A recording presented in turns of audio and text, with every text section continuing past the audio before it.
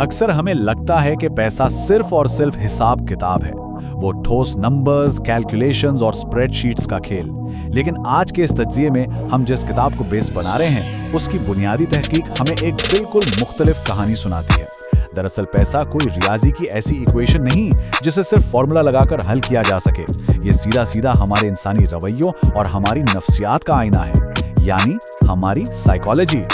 इस बात को ना इस जबरदस्त कोट से शुरू करते हैं। लोग पैसे के मामले में अजीब हरकतें करते हैं, लेकिन कोई पागल नहीं है। अब जरा सोचें, जब हम किसी को पैसे का कोई अजीबोगरीब फैसला करते देखते हैं तो फौरन ज़हन में आता है ये तो पागलपन है ना? लेकिन असल में कोई भी पागल नहीं है। होता यह है कि हर इंसान के माली फैसले उसके अपने ज़ाती तजुर्बात और दुनिया को देखने के अंदाज के मुताबिक उस वक्त बिल्कुल ठीक होते हैं। जो मालूमात उनके पास होती है वो उसी हिसाब से बेहतरीन फैसला कर रहे होते हैं। तसव्वुर करें, एक तरफ स्प्रेडशीट की दुनिया है जहां सिर्फ कैलकुलेटर है, मांतिक यानी लॉजिक है। हमें यही सिखाया जाता है कि माली फैसले यहीं होते हैं। लेकिन असल जिंदगी में ऐसा थोड़ी होता है। असल जिंदगी में फैसले होते हैं खाने की मेज पर, यानी डिनर टेबल पर, जहां अना, फख्र, डर और हमारी ज़ाती तारीख शामिल होती है। तो असल में पैसे की हकीकत इन्हीं जज्बात और हिसाब किताब के दरमियान होने वाला एक किस्म का रक्स है। आज के इस तज्जिए को हम इन 5 अहम हिस्सों में बांटेंगे। पहला, मालियाती निया DNA। दूसरा, किस्मत और खतरा। तीसरा, वक्त का निज़ाम। चौथा, छुपी हुई कीमत। और आखिर में देखेंगे असल दौलत और खुशी को। चलिए पहले हिस्से की तरफ चलते हैं, मालियाती DNA, यानी हम पैसे के साथ वैसा बर्ताव क्यों करते हैं जैसा हम करते हैं। यहाँ मुख्तलिफ नस्लों यानी जेनरेशंस का मवाजना बड़ा दिलचस्प है।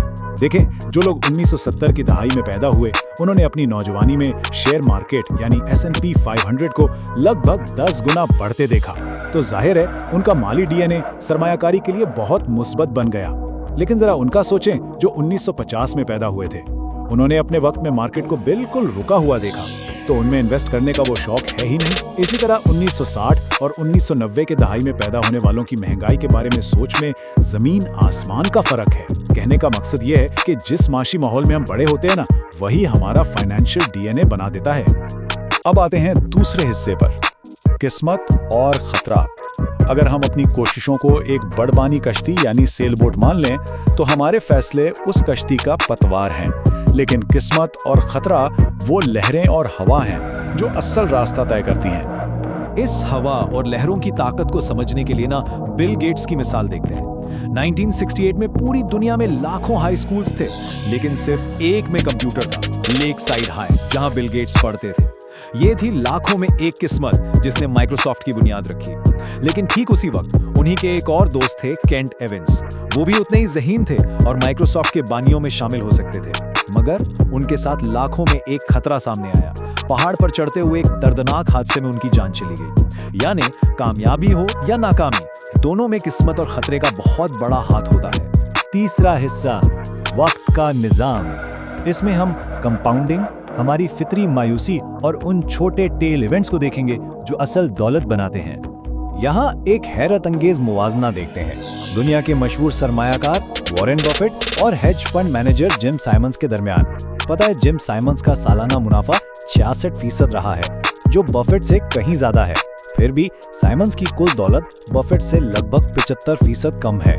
अब सवाल पैदा होता है, ऐसा क्यों? वजह सिर्फ इतनी है कि साइमंस ने सरमायाकारी का बाकायदा आगाज 50 साल की उम्र में जाकर किया, जबकि बफेट ने अपना सफर बचपन से ही शुरू कर दिया था।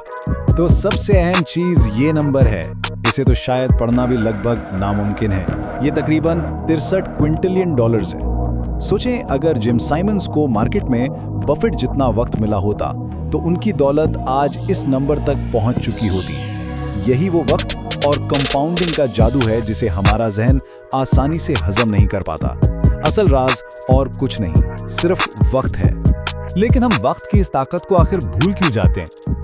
दरअसल हमारे अंदर एक फितरी मायूसी, एक पेसिमिज्म होता है। कहते हैं ना, रातों रात बहुत से अलमिये होते हैं, लेकिन रातों रात मौजज़े कम ही होते हैं। इसे ऐसे समझें, जब स्टॉक मार्केट गिरती है तो ब्रेकिंग न्यूज़ बन जाती है, सबका ध्यान फौरन वहां चला जाता है। लेकिन पिछले 50 साल में तिब्बी तरक्की से हर साल जो लाखों जानें बच रही हैं, उस आहिस्ता आहिस्ता होने वाली तरक्की पर किसी की तवज्जो नहीं जाती। क्यों? क्योंकि अच्छी चीजों में वक्त लगता है। और हाँ, इस लंबे वक्त के सफर में नाकामियों का सामना तो होता ही है। यहाँ टेल इवेंट्स का कॉन्सेप्ट सामने आता है। कामयाबी की दुनिया की हकीकत ये है कि 99% कोशिशें या तो फेल हो जाती हैं या बस ठीक ठाक सा नतीजा देती हैं। असल दौलत और असल तरक्की सिर्फ उस छोटे से 1% हिस्से से आती है। इसे ही टेल इवेंट कहते हैं। आइए इस कॉन्सेप्ट को कुछ दिलचस्प मिसालों से समझते हैं। मसलन हाइंस ब्रूगरून का नाम लिया जाता है। वो दुनिया के सबसे बड़े आर्ट डीलर्स में से एक थे। उनके पास हजारों आम सी पेंटिंग्स थी, लेकिन उनकी दौलत का असल राज वो 1% पिकासो के शाहकार थे। एक और मिसाल लें, अमेज़न के फायर फोन की नाकामी कितनी बड़ी थी, लेकिन अमेज़न प्राइम और AWS जैसे 1% टेल इवेंट्स ने उस नाकामी को कहीं छुपा दिया। या फिर चलिए किसी कॉमेडियन का नेटफ्लिक्स स्पेशली सोच लीजिए। हमें तो सिर्फ वो 1% लतीफे सुनाई देते हैं जो वाकई मजेदार होते हैं। उनके पीछे जो 99% लतीफे फेल हुए वो हमें दिखते ही नहीं। चौथा हिस्सा है छुपी हुई कीमत अदा करना, यानी मार्केट का उतार चढ़ाव या वॉलेटिलिटी।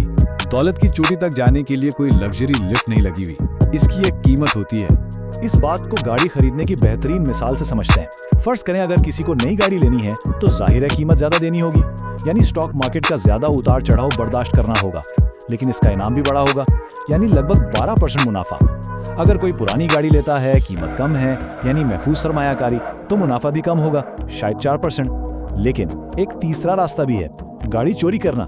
ये उन लोगों जैसा है जो बिना कीमत अदा किए तेजी और मंदी के हिसाब से फौरन पैसा निकालने और डालने की कोशिश करते हैं। और सच बताऊं, ये चोरी का रास्ता हमेशा तबाही की तरफ ही ले जाता है। तो सबसे अहम ज़हनी तब्दीली यानी माइंडसेट शिफ्ट जो हमें करनी है वो ये है, उतार चढ़ाव एक दाखिला फीस है, जुर्माना नहीं। ये तो बिल्कुल किसी थीम पार्क की तरह है ना, झूलों पर बैठने के लिए टिकट तो लेनी पड़ेगी। बिल्कुल वैसे ही लंबे अरसे के मुनाफे के लिए ये थोड़ा बहुत खौफ और मार्केट का गिरना वही टिकट है जो लाजमन अदा करनी पड़ती है। ये किसी किस्म की सजा नहीं है, बस इस मजेदार सफर का एक हिस्सा है। अब आते हैं इस तज्जिए के आखिरी और शायद सबसे अहम हिस्से पर, असल दौलत और खुशी। आखिर दौलत की असल तारीफ है क्या? दौलत वो माली असासे हैं जो अभी खर्च नहीं किए गए। जरा सोचिए, जब हम किसी को सड़क पर चमचमाती लैम्बोर्गिनी चलाते देखते हैं तो फौरन सोचते हैं कि ये शख्स तो बड़ा अमीर है, लेकिन हकीकत में अक्सर वो दिखावा सिर्फ भारी कर्जे का नतीजा होता है। असल दौलत तो वो होती है जो गायब होती है, वो फर्स्ट क्लास फ्लाइट की टिकट जो नहीं ली गई, वो हीरे जो खरीदे नहीं गए। असल दौलत का मतलब है खुद पर काबू पाना और अपने खर्च को कंट्रोल में रखना। क्योंकि देखें, असल मकसद सिर्फ बैंक बैलेंस बढ़ाना नहीं है। ये ज़बरदस्त हवाला इस बात को मुकम्मल तौर पर वाज़े करता है। खुशी की असल चाबी यह है कि इंसान जो चाहे, जब चाहे, जिसके साथ चाहे और जितनी देर चाहे कर सके। पैसे का असल फ़ायदा या असल डिविडेंड यही है कि ये हमें हमारे वक्त पर मुकम्मल इख्तियार देता है। दरअसल हम पैसा नहीं, वक्त की आज़ादी खरीद रहे होते हैं। लेकिन होता क्या है, हम में से अक्सर लोग वक्त की अहमियत भूलकर पैसे की एक ऐसी दौड़ में शामिल हो जाते हैं जो एक सुराख वाली बाल्टी जैसी है। इसे साइकोलॉजी में हेडोनिक ट्रेडमिल कहते हैं। एक तरफ तो ये ज़हनियत है कि बस काफ़ी है जो इंसान को इत्मीनान और वक्त पर काबू देती है, और दूसरी तरफ अपनी मंजिलों को बस मुसलसल आगे बढ़ाते जाना है। जैसे बर्नी मेडॉफ का केस ले लें, इतने इंतहाई अमीर होने के बावजूद उनके पास काफ़ी का कोई तसव्वुर ही नहीं था और उन्होंने लालच में जुर्म का रास्ता अपनाया। तो इस सारी तहकीक और मालियाती नफ्सियात को समझने के बाद ये एक बहुत अहम सवाल है जो हमें खुद से पूछना चाहिए। क्या हमारी दौलत बनाने की ये कोशिशें असल में हमारे लिए वक्त और आज़ादी खरीद रही हैं, या फिर हम बस अपनी मंजिलों को मुसलसल आगे से आगे बढ़ा रहे हैं? ये एक ऐसा सवाल है जिसका जवाब किसी कैलकुलेटर में नहीं, बल्कि हमारी अपनी सोच और नफ्सियात में छुपा है। इस दिलचस्प तज्जिए में साथ रहने का बहुत शुक्रिया।